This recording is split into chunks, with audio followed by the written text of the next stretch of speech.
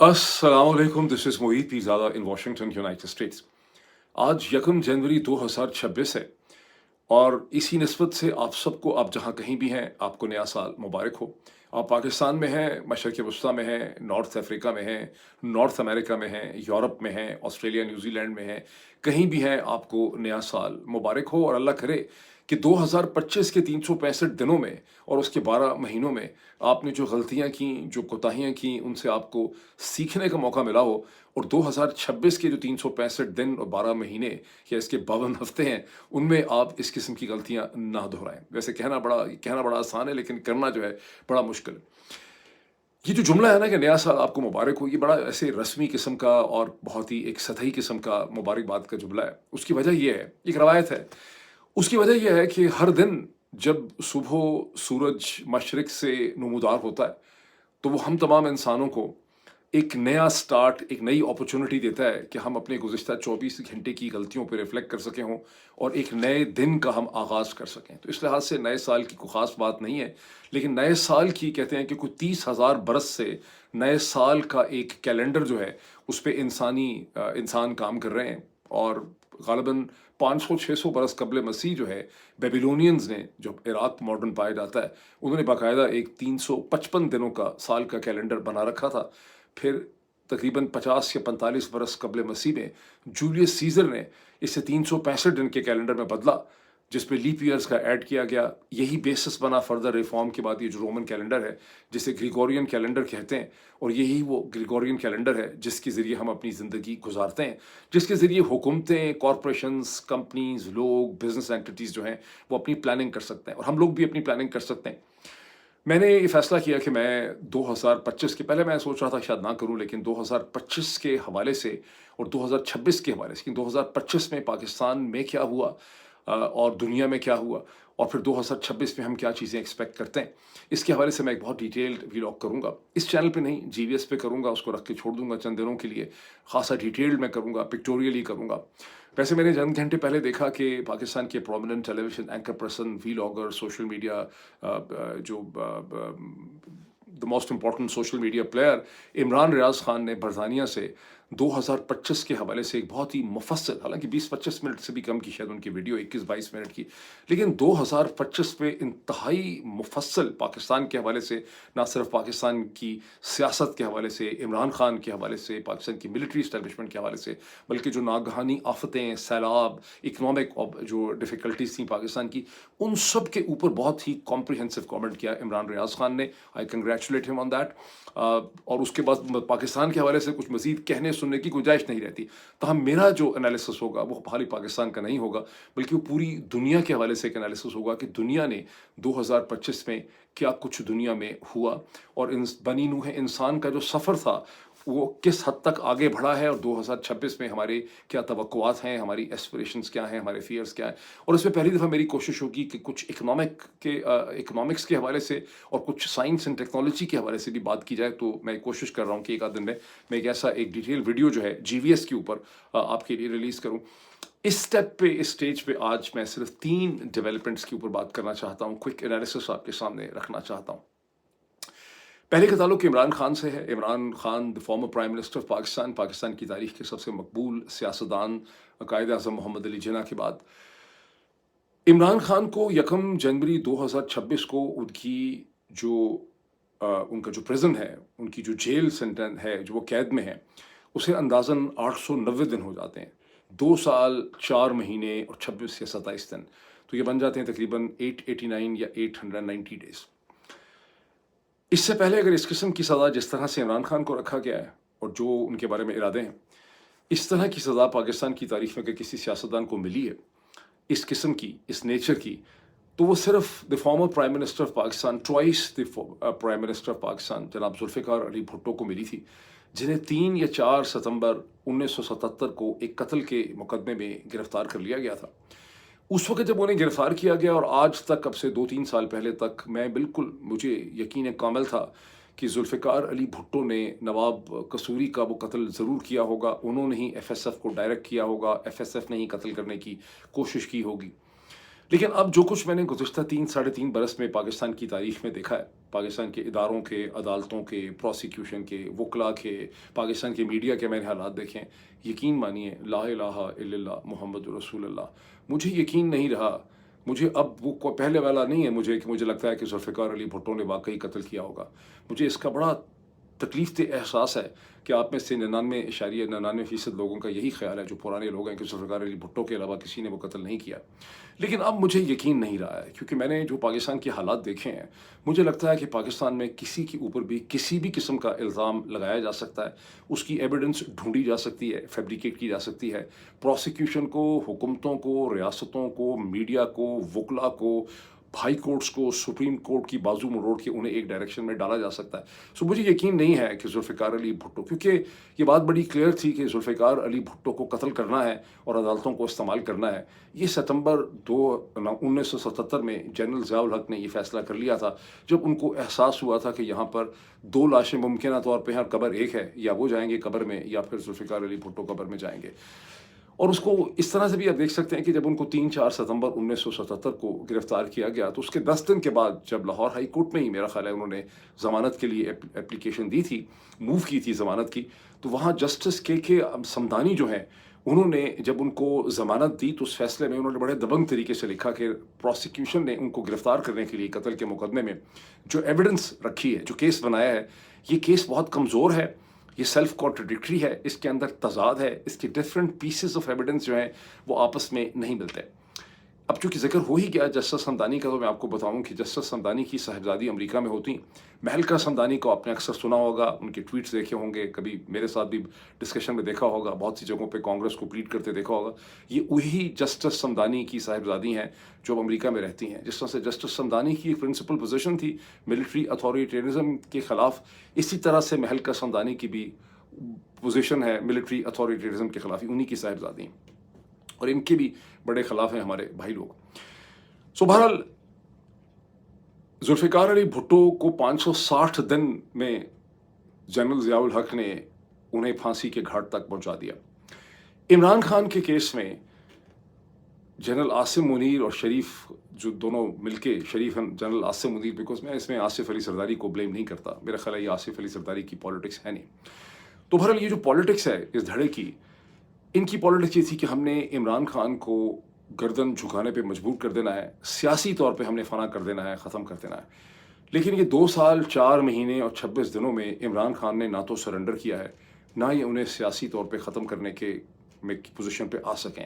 عمران خان وہیں ہیں، ان کا برانڈ ادھر ہی ہے، ان کی تمام طاقت اور مقبولیت بھی ادھر ہی ہے. اب 2026 میں ہم نے دیکھنا ہے کہ عمران خان کا یہ سفر، ان کے ساتھ ساتھ پاکستانی قوم کا سفر، جمہوریت کا سفر، پاکستانی شعور کا سفر جو ہے وہ کس طرح سے آگے بڑھتا ہے. تو یہ ایک سٹوری ہے، کنٹینیوئنگ سٹوری ہے جو 2026 میں چلے گی. دوسری وہ ڈیولپمنٹ جو میں سمجھتا ہوں 2026 میں جس میں بہت کچھ ہونا ہے اور جو گزشتہ چند دنوں سے ہمارے سامنے ہے، اس کا تعلق پاکستان، سعودی عرب، متحدہ عرب امارات، مشرق وسطیٰ، مڈل ایسٹ اینڈ نارتھ افریقہ مینا کے ریجنز ہے، جس میں اب دنیا کی تمام طاقتیں اس میں انٹرسٹڈ ہیں. گزشتہ 24 گھنٹے میں پاکستان کے فارم 47 کے وزیر اعظم جناب شہباز شریف صاحب نے ایک ٹویٹ کیا جس میں انہوں نے کہا کہ ان کی کراؤن پرنس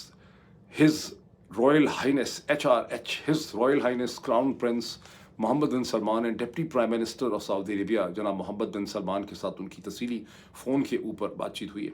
اس سے پہلے ان کی سعودی عرب کے ایمبیسڈر نوفل سعید المالکی کے ساتھ بھی ملاقات ہوئی. میں نے پچھلے ویلاگ میں آپ کو بتایا تھا کہ ایمبیسڈر ان سے ملنا چاہ رہے تھے، ایمبیسڈر نہیں آئے. جہاں گیرزن میں لاہور کے اندر جہاں ایک پولو میچ تھا، جہاں جنرل عاصم منیر نے ان کو انوائٹ کر رکھا تھا، وہ وہاں نہیں آئے. اور سمجھا یہی جاتا ہے، جو اندر کے سورسز کا خیال ہے کہ وہ ایک سٹل میسج تھا ڈسپلیشر کا، کیونکہ محمد بن زید کی جو مسلسل پریزنس پاکستان میں ہے اور جو ان کو شیئر دے دیے گئے ہیں، بنیادی طور پہ سیٹ دے دی گئی ہے پاکستان کی فوجی فاؤنڈیشن کے اندر، ان تمام چیزوں سے بھی سعودی عرب موجودہ سرکمسٹانسز میں خوش نہیں. بہرحال اب شہباز شریف صاحب نے یہ ٹویٹ کیا، اور یاد رہے کہ ایک دن پہلے شہباز شریف صاحب نے اسی قسم کا ایک اور بھی ٹویٹ کیا تھا، جب انہوں نے رحیم یار خان جا کے کئی گھنٹوں کی ایک ملاقات انہوں نے کی محمد بن زید ال نہیان کے ساتھ، جو کہ پریزیڈنٹ ہیں متحدہ عرب امارات کے اور جو رحیم یار خان میں مقیم ہیں. وہاں سے ایک تصویر بھی انہوں نے ایشو کی. اب اس ٹویٹ میں جو محمد بن سلمان کے ساتھ بات کرنے کے بعد شہباز شریف صاحب نے کہا کہ دونوں ملکوں کے درمیان ہر قسم کے ایشوز پہ بات ہوئی. انہوں نے ری افرم کیا ہے محمد بن سلمان نے کہ پاکستان اور سعودی عرب کے ریلیشن شپ میں بہت زیادہ پختگی اور اسٹرینتھ آئی ہے خاص کر کے گزشتہ چند مہینوں کے اندر. لیکن ساتھ ہی اس میں یہ بھی ہے کہ پاکستان نے محمد بن سلمان کو یہ باور کروایا, یاد کروایا کہ پاکستان چاہتا ہے کہ امن رہے خطے کے اندر. یہ کلیئر اشارہ ہے کہ پاکستان یہ چاہتا ہے کہ یہ پاکستان یہ سروسز آفر کرتا ہے کہ سعودی عرب اور متحدہ عرب امارات کے درمیان میں پاکستان چاہے گا کہ بہتر تعلقات ہوں, ٹینشنز جو ہے مزید نہ آگے بڑھیں. اس میں ویسے بہت سے ممالک چاہتے ہیں کہ ٹینشنز آگے نہ بڑھیں اور اس میں کلیدی رول غالباً امریکہ کا ہوگا. لیکن پاکستان کی سچویشن بڑی ڈیفیکلٹ ہے اس وقت 2025 کے آخر میں, اور 2026 میں اس میں بہت کچھ ہونا ہے. اس حوالے سے میں نے پچھلے ویلاگ میں آپ کو بتایا تھا کہ 6.3 بلین دونوں ملکوں نے, مثلا سعودی عرب کے 3 بلین ہیں اور متحدہ عرب امارات کے 3.3 بلین ہیں جو اسٹیٹ بینک میں رکھے گئے ہیں, جس میں سے 1 بلین کو کہہ رہے ہیں کہ کنورٹ کر دیں گے فوجی فاؤنڈیشن کے شیئرز میں. تو میں نے آپ کو یہ بتانا بھول گیا تھا اس ویلاگ میں کہ یہ جو 6 بلین ہے یہ در حقیقت اس لیے ہے کہ آئی ایم ایف کا جو پروگرام ہے وہ کنٹینجنٹ ہے کہ پاکستان اسٹیٹ بینک آف میں اس قسم کے فنڈز اس کے ریزرو میں موجود ہونے چاہیے. تو یہ پرماننٹلی گزشتہ 2-3 برس سے وہاں موجود ہیں, اور اگر یہ فنڈز وہاں نہیں ہوں گے تو آئی ایم ایف کا پروگرام کنٹینیو نہیں کر سکے گا. یہ اس کی بیسک کارڈینل پرنسپل ریکوائرمنٹ ہے. تو ایک تو آپ یہ سمجھ سکتے ہیں کہ کتنا بڑا پریشر ہے. دوسرا, دونوں ممالک کے درمیان میں اندازاً 5 ملین, ایک میں غالباً 27 لاکھ سعودی عرب میں اور 20-21 لاکھ دوسرے ملک میں, تو آپ کہہ لیں کہ اندازاً سوری یہ مجھے اس لیے روکنا پڑا کہ یہاں پر اچانک سائرن بجنے لگ گیا کہ ہیوی سنو فال کی اس علاقے میں وارننگ ہے, جو ابھی سنو فال جو ہے وہ شروع ہو رہی. تو میں آپ کو کہہ رہا تھا کہ دونوں ملکوں کے درمیان میں متحدہ عرب امارات اور سعودی عرب میں, ایک میں سعودی عرب میں غالباً 27 اور متحدہ عرب امارات میں اندازاً 20-21 لاکھ پاکستانی, اندازہ کہہ سکتے ہیں کہ 50 لاکھ پاکستانی ایکسپیٹ ورکرز جو ہیں, جس میں پروفیشنل بھی ہیں, جس میں محنت کش بھی ہیں, وہ یہاں پہ ہیں. اور ٹوگیدر انہی دونوں ملکوں سے پاکستان کے ریمیٹنسز آتی ہیں. پاکستان کے بہت کم ریمیٹنسز جو ہیں وہ برطانیہ سے, یورپ اور امریکہ سے آتی ہیں, اور پاکستان کی ریمیٹنسز اس وقت اندازاً 38 بلین ڈالر کی سالانہ فگر جو ہے وہ کوٹ کیا گیا ہے, جس میں خاصا اضافہ ہوا ہے. اضافہ اس لیے ہوا ہے کہ گزشتہ 2 برس میں بہت بڑی تعداد میں پاکستانی پروفیشنلز جو ہیں وہ بھی, انہوں نے بھی رخ اختیار کیا ہے مشرق وسطیٰ کا, جہاں وہ مختلف قسم کی جابس کر رہے ہیں پاکستان کی مخصوص سیاسی جو اکنامک صورتحال ہے اس کی وجہ سے. لیکن یہ فگر پاکستان کے لیے کتنا اہم ہے 38 بلین ڈالر کا, اس کا اندازہ اس سے لگائیں کہ پاکستان کی ایکسپورٹس جو ہیں وہ ابھی بھی اندازاً کوئی 32 بلین ڈالر سے زیادہ کی نہیں ہے. دنیا کے اکثر جو ممالک ہیں ان کی جو ایکسپورٹس ہوتی ہیں وہی اس پہ ان کی اکانومی چل رہی ہوتی ہے یا اس کا بیلنس آف پیمنٹ چل رہا ہوتا ہے. لیکن پاکستان کے کیس میں پاکستان کی سب سے بڑی جو انکم ہے وہ اس کی فورن ریمیٹنسز ہیں, اور پاکستان کے جو فورن ورکرز ہیں اور ان کے ویزاز اور ان کے ٹریول اور ان کے مختلف مسائل ویسے بھی حکومت پاکستان کو خاصا پریشان رکھتے ہیں. اور اگر ان دونوں ممالک کے ساتھ تعلقات میں انبن ہو جاتی ہے تو آپ سمجھ سکتے ہیں کہ پاکستان کے ایکسپرٹس کے لیے اور پاکستان کی فائنینشیل جو پائپ لائن ہے اس کے لیے کس قسم کے مسائل جو ہے وہ کھڑے ہو سکتے ہیں. اس لیے پاکستان کے لیے بہت ضروری ہے کہ دونوں ملک جو ہیں ان کو, سعودی عرب کو بھی متحدہ عرب امارات کو بھی گڈ ہیومر پہ رکھے, اور یہی شہباز شریف صاحب آپ کو یہاں پہ کرتے کی کوشش کرتے ہوئے نظر آ رہے ہیں. میں نے پچھلے ویلاگ میں آپ کو ایکسپیکٹ کیا تھا کہ سعودی عرب کی پاکستان سے بہت سی ڈیمانڈز ہیں یمن کے حوالے سے, اور جو سپتمبر 2025 میں پاکستان نے میوچل ڈیفنس پیکٹ کیا جس سے اس وقت بیچا گیا اس سودے کو, یہ کہہ کے کہ اسرائیل اور مقامات مقدس اسرائیل کے خلاف ہے اور مقام کے خلاف دفاع کرنا ہے, مقامات مقدس اس سے زیادہ بڑا کیا سعادت ہو سکتی ہے. تو میں نے اسی وقت آپ کو بتایا تھا کہ اس کا تعلق اسرائیل سے, یہ مقامات مقدس سے نہیں ہے, اس کا تعلق ایران سے ہے, ہوتی سے ہے, یمن سے ہے. اور میں نے آپ کو پچھلے ویلاگ میں بتایا کہ سعودی عرب کی ایکسپیکٹیشن ہے کہ پاکستان ایک بڑا بریگیڈ 4000 سے زیادہ, جس میں وہ چاہتے ہیں کہ کریک ٹروپس بھی ہوں, SSGs وغیرہ بھی ہوں, وہ ان کو دیا جائے STC کو نیوٹرلائز کرنے کے لیے, در سدرن ٹرانزیشنل کونسل کو, جو کہ متحدہ عرب امارات کی ایلائی ہے. اور ظاہر ہے کہ پاکستان اس میں کرنے سے گریزاں ہے. اب یہ وہ صورتحال ہے جس میں متحدہ عرب امارات اور سعودی عرب کے مسائل اور بھی ہیں. سوڈان میں بھی مسئلہ ہے, صومالیہ میں بھی مسئلہ ہے, آئل پرائسز کی بھی مسئلہ ہے, اور 2026 میں دیکھنا یہ ہوگا کہ کیا امریکہ ان کے درمیان میں کوئی سمٹ میٹنگ کرواتا ہے, ان کی اوور آل سچویشن کو امپروو کرتا ہے. ورنہ پاکستان کے پاس یہ اپرچونٹی بھی ہے کہ پاکستان ایک ایفیکٹو ڈپلومیسی کر سکے ان دونوں کے درمیان, لیکن پاکستان اکیلے کا اس میں کامیاب ہونا بہت مشکل لگتا ہے, اور اس میں رسک جو ہے وہ پاکستان کے لیے بہت زیادہ ہے. اور یہ وہ چیز ہے جو 2026 کے آنے والے ہفتوں مہینوں میں ہمیں بڑے غور سے دیکھنی ہوگی.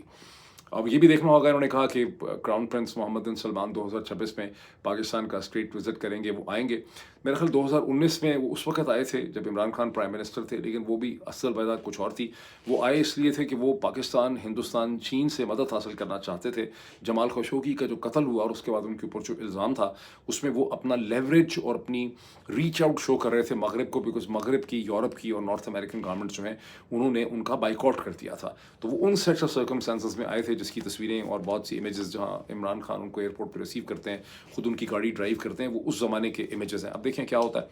अब एक और ऐसी डेवलपमेंट है जिसका ताल्लुक पाकिस्तान के पड़ोस में ईरान के साथ है। आपने देखा कि सिर्फ 2-3 दिन पहले इसराइल के प्राइम मिनिस्टर बेंजामिन नेतन्याहू ने एक रिक्वेस्ट करके डोनाल्ड ट्रंप से फ्लोरिडा में मारा लागो में एक मुलाकात की, और उनकी मुलाकात से पहले भी ये बात आउट हो गई थी कि मुलाकात का बहुत हद तक ताल्लुक ना सिर्फ हमास से है और गाज़ा से है, बल्कि उसका ताल्लुक ईरान से भी है। और बेंजामिन नेतन्याहू का कहना यह था कि ईरान जो है उसने दोबारा अपने मिसाइल सिस्टम जो है उसको डेवलप कर लिया है, उसकी डिप्लॉयमेंट कर दी है, उससे बहुत ज़्यादा खतरा है, ईरान पर दोबारा हमला करने की ज़रूरत। खुल्लम खुल्ला इसराइली ज़राए बलाग में बात छप रही। और जब वो आए थे तो बेंजामिन, जब वो आए तो डोनाल्ड ट्रंप की टीम के हवाले से अमेरिका में छप रहा था कि वो सारे के सारे, मार्को रूबियो जो सेक्रेटरी ऑफ स्टेट हैं, जो इस वक्त नेशनल सिक्योरिटी एडवाइज़र भी हैं, फिर इसी तरह से उनके जो पीट हेगसेथ जो सेक्रेटरी डिफेंस हैं, और पूरी टीम जो है वो समझती है कि नेतन्याहू जो है वो अमेरिका जो पीस हासिल करना चाहता है मशरक़ी वस्ती में, उसके रास्ते में रखना अंदाज़ी कर रहे हैं। तो लगता ये था कि डोनाल्ड ट्रंप शायद उनके जाल में नहीं आएंगे या कोई उनसे इतना उनके हाथ में नहीं आएंगे, लेकिन जैसे ही वो मीटिंग ख़त्म हुई, डोनाल्ड ट्रंप ने मोर और लेस उसी किस्म की स्टेटमेंट्स दी जिस किस्म की नेतन्याहू को चाहिए थी ईरान के हवाले से और हमास के हवाले से। ये तो एक बैकग्राउंड मैंने आपको दिया। अब सूरत हाल ये है कि गुज़िश्ता 4 दिनों से, इतवार के दिन से ईरान में मुज़ाहरे और प्रोटेस्ट शुरू हुए, जो तेहरान से शुरू हुए, शॉपकीपर से शुरू हुए, और लोग भी उसमें शामिल हो गए। अब वो मुज़ाहरे जो हैं वो ईरान के बहुत से शहरों में फैल चुके हैं, और कहा जा रहा है कि बसीज या ईरान के जो लॉ इन्फोर्समेंट के इदारे हैं उनके 1-2 लोग जो हैं, कुछ उनकी हलाकतें भी हुई हैं। कितने मुज़ाहिरीन मारे गए हैं इसके बारे में अब तक कोई ठीक तरह से पता नहीं। 2022-23 में जब माशा अमीनी, एक नौजवान 22 साल की लड़की थी जिसे मॉरल पुलिस की कस्टडी में, जो इखलाकी पुलिस है ईरान की, जो रिलीजियस पुलिस है, उसकी कस्टडी में जब उसकी डेथ हो गई, तो भी ईरान में बड़े खौफनाक और शदीद मुजाहरे हुए थे, जो कई दिन या हफ्ते चलते रहे, जिसमें कहते हैं कि सैकड़ों लोग जो हैं वो घायल हुए, क्योंकि उसके एग्जैक्ट फिगर्स हमारे पास नहीं। उसके बाद से ये अपनी नोयत के गालिबन खासे शदीद मुजाहरे हैं। इस वक्त एनालिस्ट को लगता है कि मुजाहरे फैल जाएंगे और आसानी से कंट्रोल नहीं होंगे। अभी तो ये इकनॉमिक डिफ़िकल्टीज़ के हवाले से, इकनॉमिक डिफ़िकल्टीज़ का अंदाज़ा इससे लगाएं कि ईरान की करेंसी के अब ये हालात हो चुके हैं, अमेरिका और दुनिया भर के जो सैंक्शंस दबाव हैं, कि गुज़िश्ता बरस में ईरान का 2024 में $1 की कीमत बराबर थी 8,20,000 ईरानी रियाल के। ज़रा अंदाज़ा लगाएं। लेकिन अभी क्या हो गया है, अभी वो 1.4 मिलियन का हो गया $1, यानी 14 लाख ईरानी रियाल जो हैं वो $1 बनाते हैं। और ईरान के अंदर बहुत ज़्यादा इकनॉमिक मिसफॉर्चून है, स्मगलिंग है, बहुत ज़्यादा करप्शन है, बहुत खौफनाक हालात हैं, अनएम्प्लॉयमेंट है। उसमें ऐड कर दें कि ईरान के अंदर इस वक्त पानी की भी अनप्रेसिडेंटेड कमी है। ईरान के कहते हैं कि डैम खाली पड़े हुए हैं, वाटर डेफिशिएंसी है, उसके अलावा एनर्जी डेफिशिएंसी है, लोगों को बहुत ज़्यादा तवानाई का मसला है, उनके पास बिजली नहीं है और चीज़ें नहीं। ये वो मुल्क है जिसके पास ऑयल रिच रिसोर्सेज हैं, लेकिन उसके ये मसाइल खड़े हो चुके हैं। ये मसाइल इसलिए खड़े हुए हैं कि अमेरिका और उसके जो वेस्टर्न इत्तेहादी हैं और इजराइल, उन्होंने ईरान को इकनॉमिकली ऐसे उसका ब्लॉकेट किया हुआ है, कि ऐसे उस पर सैंक्शंस लगाई हुई हैं कि उसकी ज़िंदगी रजीम की मुश्किल कर दी है, जिसका बुनियादी मकसद भी ये है कि लोग अपने रजीम से इतने तंग आ जाएं और इतने उनके मसाइल हों कि वो इस रजीम को लोग गिरा दें। क्योंकि अब तक कंक्लूजन यही है कि बाहर से कोई भी हरकत या वारदात करके ईरान का रजीम गिराया नहीं जा सकता, जो 1979 से 1979 से मुसलसल ये रजीम जो है वो चल रहा है। उस वक्त 21 साल, अब के 25 साल, तो आप कह लें कि ये 46 बरस से मुसलसल ये रजीम चल रहा है। अब जहन में रहिए कि 2025 में जब 12 दिन की जंग हुई थी ईरान और इसराइल के दरमियान, तो उस वक्त भी बेंजामिन नेतन्याहू का ये गोल था, उनको बहुत एक्सपेक्टेशन थी कि उनके हमलों के नतीजे में ईरान के लोग उठ खड़े होंगे और ईरानियन रजीम जो है, इस्लामिक रजीम, वो कोलैप्स कर जाएगा। लेकिन ऐसा नहीं हो सका। उस वक्त जो शाह ईरान के साहिबजादे यहाँ पे हैं, जो कुशाही कहते हैं अपने आप को, यही हैं वाशिंगटन के आगे पीछे कहीं, वो बिल्कुल तैयार थे, उनकी स्टेटमेंट्स भी आ रही थी। अब एक बार फिर लगता ये है कि इसराइल जो है उसकी कोशिश है कि 2026 जो है शुड बी द ईयर जिसमें ईरान का रजीम जो है उसे गिरा दिया जाए और उसकी जगह ईरान के अंदर एक नया रजीम आए। ये वो कशमकश है। और वैसे ये ईरानियन रजीम अब है भी बहुत ज़्यादा गैर मकबूल है। बिकॉज़ ये तशद्दुद भी बहुत करते हैं. जब 2022 के फसादात हुए उसके बाद कई लोगों को एक्सिक्यूट कर दिया गया ये कह के कि उन्होंने लॉ एंड ऑर्डर सिचुएशन पैदा की थी, और रजीम खासा अनपॉपुलर है, स्पेशली जो नई नौजवान नस्ल है ईरान की उसमें ये रजीम अनपॉपुलर है. तो बैरूनी दबाव भी है, इंटरनल प्रेशर्स भी हैं, इकोनॉमिक जो मिसफॉर्चून है, ये प्रॉब्लम्स हैं, उनको भी बाहर के दबाव ने खड़ा किया हुआ. ये वो सूरत हाल है जिसको अभी 2026 के आने वाले दिन और हफ्तों में हमें गौर से देखना होगा. फिर बहुत जल्दी आपसे दोबारा मुलाकात होती है. Thank you.